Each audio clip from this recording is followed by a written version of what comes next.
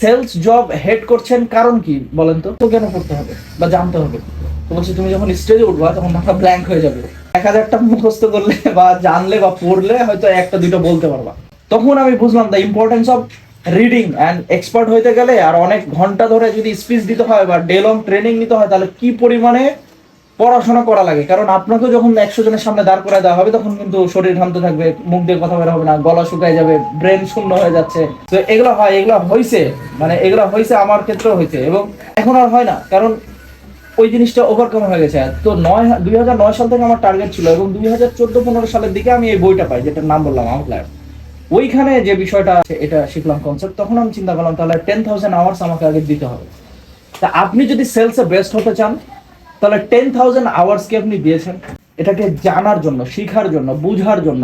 Sales job head করছেন কারণ কি বলেন তো? আমরা যখন কোনো কিছু হেড করি, কোনো কাজকে হেড করি তখনই যখন আমরা জানি না যে কিভাবে এই কাজটাকে করতে হয়। যখন আমরা জানি না তখনই বিরক্ত লাগে, তখনই মনে হয় যে মানে ফ্রাস্ট্রেশন আসে। কিন্তু যখন আপনি জেনে যাবেন তখন কিন্তু আর ওইটাকে আপনার গেম মনে হবে, একটা ফান মনে হবে।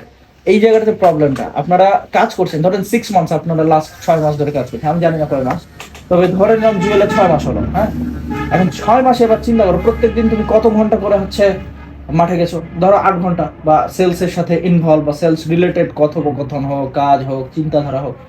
তাহলে এবার চিন্তা করো 6 মাসে কত ঘন্টা হয়ে যেত যদি তুমি আসলে সিরিয়াসলি তুমি নিজেকে এক্সপার্ট হিসেবে তৈরি করবা। কিন্তু আমি জানি, আমি আরো অন্য প্রতিষ্ঠানে এমপ্লয়িজদেরকেও দেখছি, তোমরা খালি জবের জন্য কাজ করো, আর তাছাড়া আর কোনো উদ্দেশ্য থাকে না। শুধু তোমাদের কথা বলছি না, আমার প্রতিষ্ঠানেও যারা কাজ করে তাদের কথাও আমি বলছি, মানে সব জায়গাতে এটা।